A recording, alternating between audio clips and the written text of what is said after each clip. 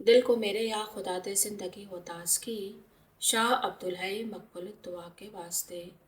मुझको अपनी बारगाह अहदियत में कर कबूल।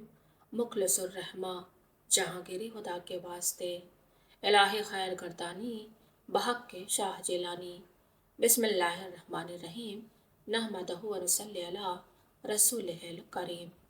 ताज़ीम सज्जादा नशी व साहिब सादकान। इरशाद फरमाया, जो सज्जादा नशी हैं उनकी ताज़ीम, उनका अदब हर वक्त मलहूज रहे। उनकी बेतौकीरी से हजरात मशाइख सिलसिला रज़वानुल्लाह अलैहिम अजमईन नाराज़ हो जाते हैं। एक हिकायत बयान फरमाई। एक साहिब सादा थे।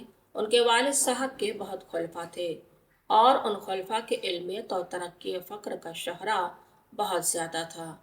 इनमें से बास ने साहिबजादा शहजादा नशी की निस्बत, जिनके इल्म फजल का ज्यादा शोहरा था, जबान खोली और उनके निस्बत तहकीर के अल्फाज कहे।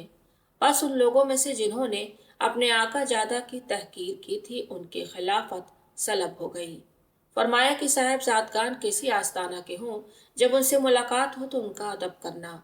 अगर कुछ दुरूद वजीफा या हुक्म फरमाए तो सुन लेना, मगर अमल उसी बात पर करना जो हमसे मालूम हुई हो। इरशाद फरमाया, एक साहिबजादा थे। अपने बुजुर्ग वालिद की वफात के बाद तालिब हक होकर अपने वालिद के एक मुरीद और खलीफा के खिदमत में गए।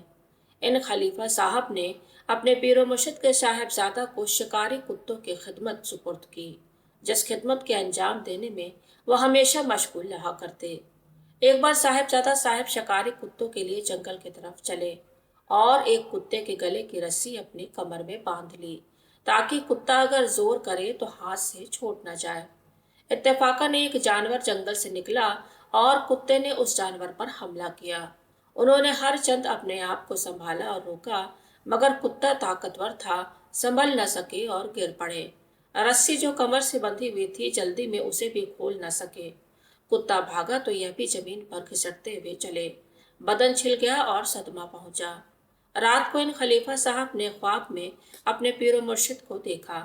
फरमाया, क्या तुमने हमारे लड़के को गैर मुनासिब खिदमत तो सुपुर्द नहीं की, मगर हमने तुमसे ऐसी खिदमत नहीं ली थी। हमारे हजरत रज़ियल्लाहु अन्हु ने फरमाया, एक बार साहिब मियाँ के वालिद ने हमसे कहा कि साहिब जादगान भागलपुर शरीफ आपसे तालीम तलकीन चाहते हैं।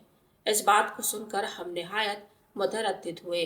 गौर किया तो मालूम हुआ कि हम ऐसा कर सकेंगे। बाज़ बुजुर्गों ने अपने मखदूम के साहिबजादगान को तालीम तलकीन किया है और यह जायज़ और दुरुस्त है, मगर हमें क्या करना चाहिए? बहुत गौर करने पर एक बात यह मालूम हुआ कि अगर तलब साहिबजादगान होगी तो इस पर हम कह सकते हैं कि यह अमानत, यह नेमत आपके बुजुर्गों की है, कबूल कीजिए। अब उनको इख्तियार है कबूल करे या नहीं, यानी अमल करे या नहीं। एक बार हमें यह खबर मिली कि फला साहिब, जो हमारे लिए काबिल ताज़ीम है, यहाँ आने का इरादा रखते हैं। हम बहुत तरद्दुद में पड़ गए, या अल्लाह क्या होगा, हम क्या ताज़ीम व तकरीम कर सकते हैं और हम क्या जानते हैं। अल्लाह का करना ऐसा हुआ कि साहिब तशरीफ न ला सके।